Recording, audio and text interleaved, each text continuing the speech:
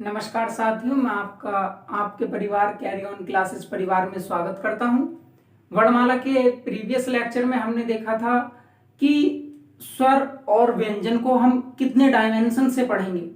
आज मैं उसको थोड़ा आपको रिवाइज करा देता हूं।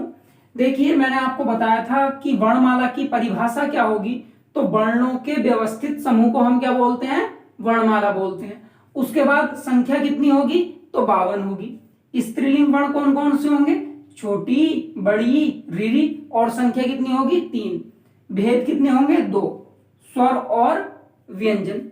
अब क्वेश्चन ये उठता है कि स्वरों की संख्या कितनी होगी। तो यदि एग्जाम में क्वेश्चन आएगा तो हम आंसर करेंगे स्वरों की संख्या कितनी होगी? 11। उसके बाद मात्राएं कितनी होंगी? तो स्वरों की जो मात्रा होगी वो होंगी 10। उसके बाद स्वरों के भेद कितने हैं? तो हम आंसर करेंगे 3। स्वरों की संख्या 11, मात्रा 10 और भेद 3। अब वो 3 भेद कौन कौन से हैं उनको जानते हैं। तो सबसे पहला जो भेद है उसको बोलते हैं हम ह्रस्व स्वर। क्या बोलते हैं? ह्रस्व स्वर। उसके बाद जो दूसरा आएगा उसको बोलते हैं हम दीर्घ स्वर।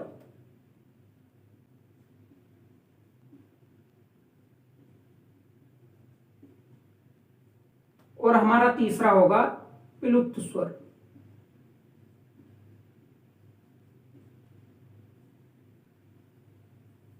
जो ये हमारा ह्रस्व स्वर है इसको हम लघु भी बोलते हैं और एक मात्रिक भी बोलते हैं। इसको लघु भी बोलते हैं और एक मात्रिक।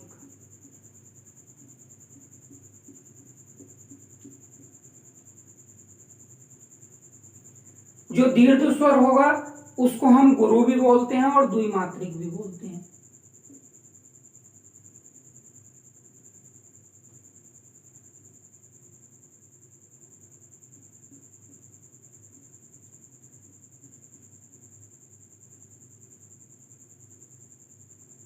अब एक मेरा छोटा सा क्वेश्चन आपसे है। मैंने यहां लिखा गुरु और यहां लिखा मैंने गुरु। दोनों में क्या अंतर है? तो मैं आपको बता दूं कि जो ये रै के बाद में मात्रा लगी है ये हमारी छोटे ऊ की मात्रा है। तो इसका जो गुरु का अर्थ होगा वो होगा शिक्षक। क्या अर्थ होगा? शिक्षक। और जो इस गुरु का अर्थ होगा वो होगा बड़ा। अब जो हमारा ये प्लुप्त स्वर है प्लुप्त स्वर, इसको बोलते हैं हम त्रिमात्रिक। क्या बोलते हैं? त्रिमात्रिक। इसी को हम बोलते हैं बहुमात्रिक।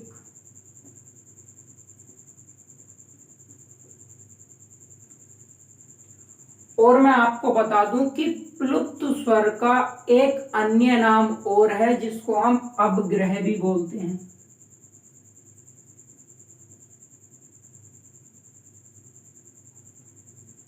देखो, मैंने आपको बताया कि स्वर के 3 भेद होंगे, ह्रस्व स्वर, लघु, एक मात्रिक।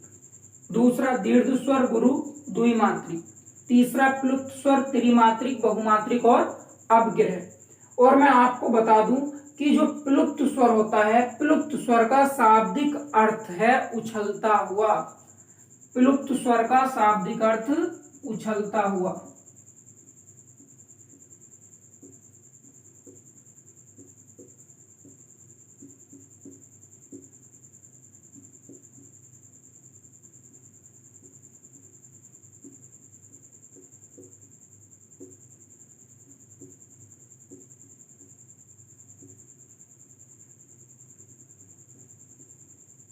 तो मैंने आपको क्या बताया कि जो प्लुप्त स्वर का शाब्दिक अर्थ होगा वो क्या होगा? उछलता हुआ। उसके बाद मैंने आपको ये भी बताया कि जो ये मात्रा है ये छोटे ऊ की मात्रा है और जिस रै के अंत में ये छोटे ऊ की मात्रा लगी है तो इसका अर्थ होगा शिक्षक। और जो ये रै के अंत में जो ये मात्रा लगी है बड़े बड़े ऊ की मात्रा है, ये छोटे ऊ की मात्रा और ये बड़े ऊ की मात्रा। इसका अर्थ मैंने आपको बड़ा बताया और इसका अर्थ मैंने आपको शिक्षक बताया। आइए जानते हैं अब व्यंजन के बारे में। जो व्यंजन की मूल संख्या होगी वो होगी 33। कुल संख्या कितनी होगी, तो आंसर करेंगे 39। अब व्यंजन के भेद कितने हैं, तो व्यंजन के भी हमारे 3 भेद हैं। पहला कौन सा है, स्पर्श व्यंजन।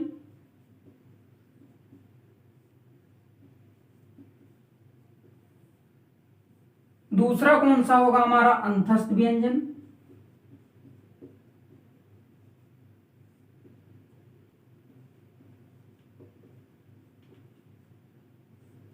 तीसरा हमारा कौन सा होगा, ऊष्म व्यंजन।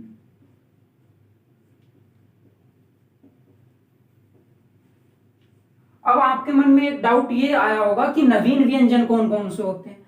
तो नवीन व्यंजनों की जो संख्या होगी वो होगी 5, त्र,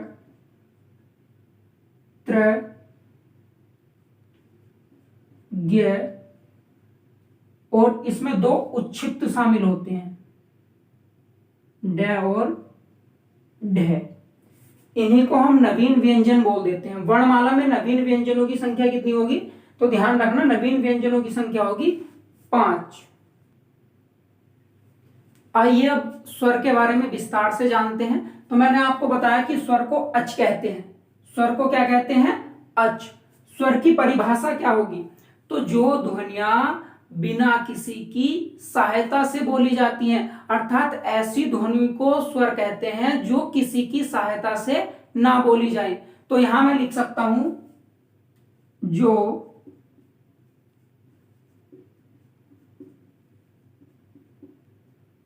ध्वनियां बिना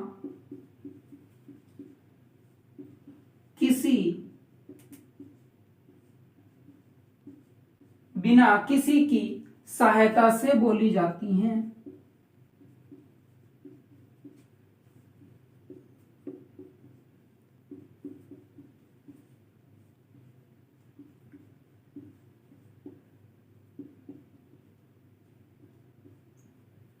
और मुझे आप ये बताइए, जब वे ध्वनि जो बिना किसी की सहायता से बोली जाएंगी फिर अपने आप में स्वतंत्र होंगी, तो अब मैं दूसरी डेफिनेशन वह कह सकता हूं कि स्वतंत्र रूप से बोले जाने वाले वर्ण स्वर कहलाते हैं। दूसरी डेफिनेशन क्या होगी, स्वतंत्र रूप से बोले जाने वाले वर्ण स्वर कहलाते हैं।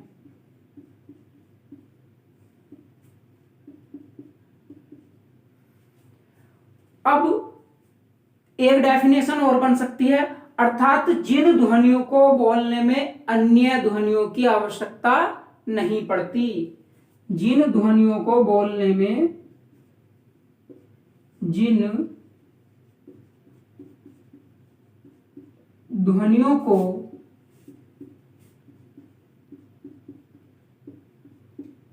बोलने में अन्य ध्वनियों की सहायता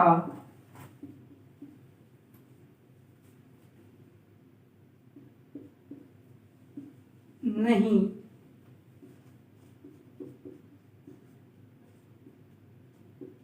होती है। जिन ध्वनियों को बोलने में अन्य ध्वनियों की सहायता नहीं होती है तो वो हमारे क्या कहलाएंगे, स्वर कहलाएंगे।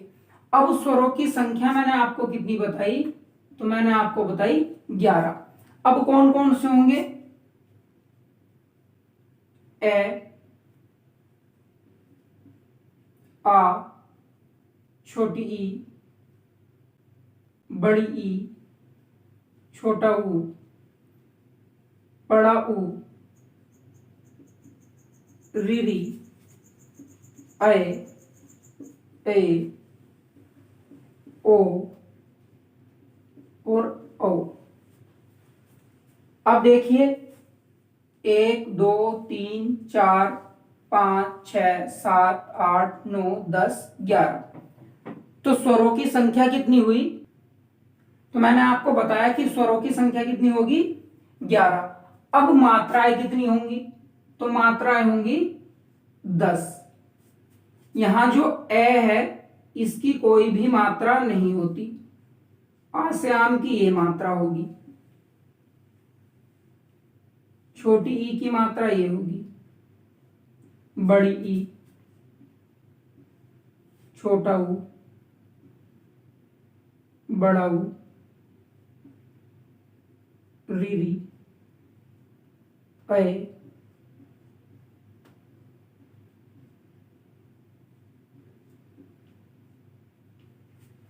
मैं आपको बता दूं कि काफी बार हम रीरी की मात्रा को रै की मात्रा समझ लेते हैं। तो मैं आपको बता दूं कि जो ये रै है इसके 3 प्रचलित रूप हैं। रै के हमारे 3 प्रचलित रूप हैं और वो कौन कौन से हैं तो मैं आपको बता देता हूं। एक तो है हमारा ग्राम, दूसरा कौन सा है? आशीर्वाद, और तीसरा कौन सा है? तो राष्ट्र। यही क्वेश्चन यूपी टेट के एग्जाम में बना था कि रै के कितने प्रचलित रूप हैं, तो आप आंसर कितना करोगे? रै के 3 प्रचलित रूप हैं, ग्राम, आशीर्वाद और राष्ट्र। अर्थात कहने का मतलब ये जो रै की मात्रा है ये भी रै की मात्रा है और इसको भी रै की मात्रा कहा है, इसीलिए रै के कितने प्रचलित रूप हैं? 3 प्रचलित रूप हैं। तो अभी मैंने आपको स्वर में क्या बताया? परिभाषा बताई, संख्या बताई और मात्रा कितनी होंगी? 10। ए की कोई भी मात्रा नहीं होती है। उसके बाद जो ये स्वर है इसके लिंग स्त्रीलिंग और पुल्लिंग, तो जो स्त्रीलिंग होंगे वो कितने होंगे? 3।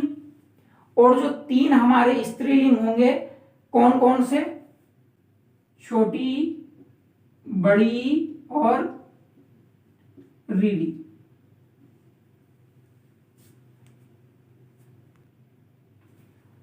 और जो बाकी बच जाते हैं वो हमारे पुल्लिंग होंगे। तो बाकी कौन कौन से बच जाते हैं तो उसके बारे में मैं आपको बता देता हूं। छोटी, बड़ी और रीडी तो हमारे स्त्रीलिंग हुए, तो बचे कौन कौन से?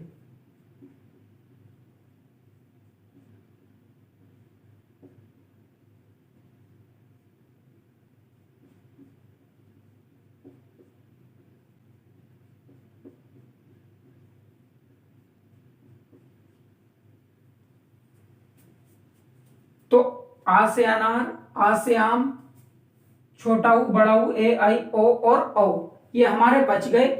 तो कितने हुए ये? 8 और 3 11। तो संख्या कितनी हुई? 11। लेकिन मैं आपको बता दूं कि जो अंग और अह है ये हमारे होते हैं अयोग बह।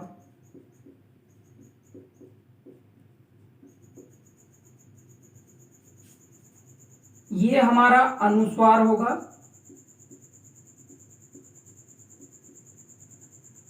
और ये हमारा विसर्ग होगा।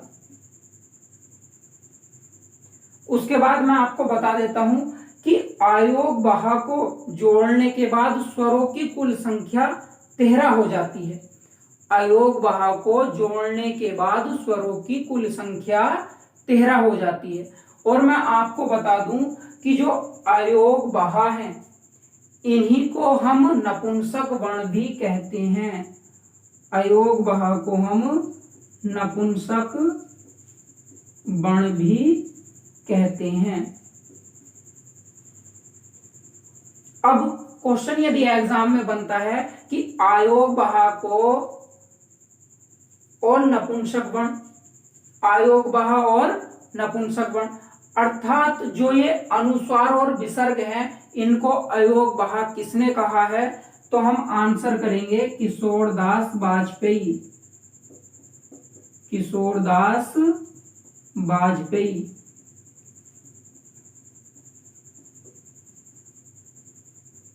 यदि उसके बाद एग्जाम में क्वेश्चन बनता है कि आयोग वाह को नपुंसक वर्ण किसने कहा, तो हम आंसर करेंगे doctor Dhirendra Verma. Doctor Dhirendra Verma.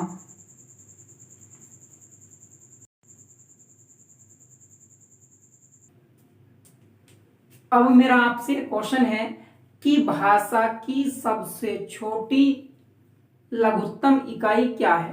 Question में यहां बोर्ड पर लिखता हूं, भाषा की सबसे छोटी लघुत्तम इकाई। भाषा की सबसे छोटी लघुत्तम इकाई, या क्वेश्चन ये आ जाए कि भाषा की सबसे छोटी इकाई, भाषा की सबसे छोटी इकाई, या क्वेश्चन आ जाए कि भाषा की लघुत्तम इकाई, या क्वेश्चन आ जाए कि भाषा की मूल इकाई, या क्वेश्चन क्या आ जाए भाषा की मूल इकाई। तो हम आंसर क्या करेंगे, हम आंसर करेंगे ध्वनि, या हम आंसर क्या करेंगे वर्ण, ध्वनि या वर्ण। मैंने आपको बताया था कि वर्ण को ही क्या बोलते हैं, ध्वनि चिन्ह।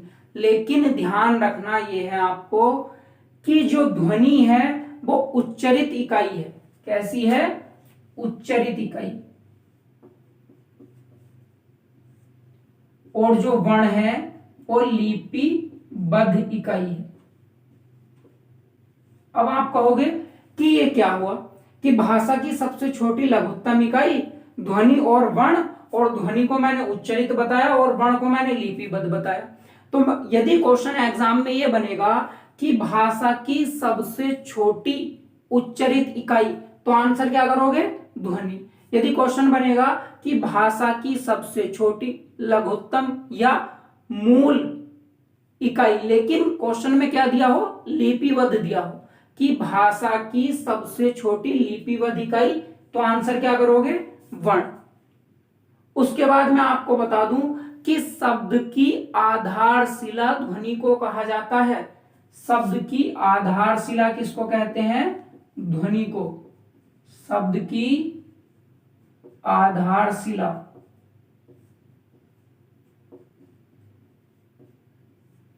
बहुत इंपॉर्टेंट क्वेश्चन है कि शब्द की आधारशिला किसको कहते हैं, तो हम आंसर क्या करेंगे, ध्वनि। उसके बाद नेक्स्ट क्वेश्चन है भाषा की सार्थक लघुत्तम इकाई। भाषा की सार्थक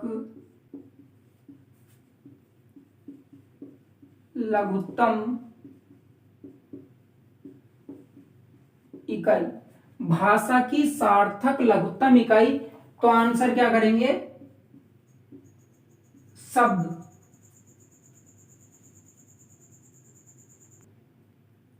उसके बाद मैं आपको बता दूं भाषा की सार्थक व सबसे बड़ी इकाई, तो आंसर क्या करोगे आप, वाक्य। या वाक्य को हम पूर्ण अर्थ की दृष्टि से भाषा की इकाई, पूर्ण अर्थ की दृष्टि से भाषा की इकाई क्या होगी हमारी, वो भी क्या होगी हमारी, वाक्य ही होगी। उसके बाद यदि एग्जाम में क्वेश्चन आता है कि व्याकरणिक दृष्टि से भाषा की इकाई, तो व्याकरणिक दृष्टि से भाषा की इकाई होगी पद। व्याकरणिक दृष्टि से भाषा की इकाई क्या होगी हमारी, पद। और मैं आपको बता दूं कि ध्वनि से अक्षर बनता है, ध्वनि से अक्षर, और अक्षर के बाद बनता है पद, और पद के बाद बनता है पद बंध, और पद बंध के बाद बनता है हमारा उपवाक्य, और उपवाक्य के बाद हमारा बनता है वाक्य। इतना ध्यान रखना है आपको कि ध्वनि के बाद अक्षर, अक्षर के बाद पद, पद के बाद पदबंध और पदबंध के बाद उपवाक्य और उपवाक्य के बाद वाक्य। आज हमने स्वर और व्यंजन के बारे में जाना, जिसमें मैंने आपको बताया कि स्वरों की संख्या कितनी होगी, मात्राएं कितनी होगी, व्यंजन की कुल संख्या कितनी होगी, मूल संख्या कितनी होगी, जिसमें मैंने आपको बताया भाषा की इकाई के बारे में बताया। कल हम जिसके बारे में विस्तार से चर्चा करने वाले हैं वो रहेगा हमारा स्वरों का वर्गीकरण। तो आज के लिए इतना ही, और कल की वीडियो देखना ना भूलें स्वरों के वर्गीकरण की।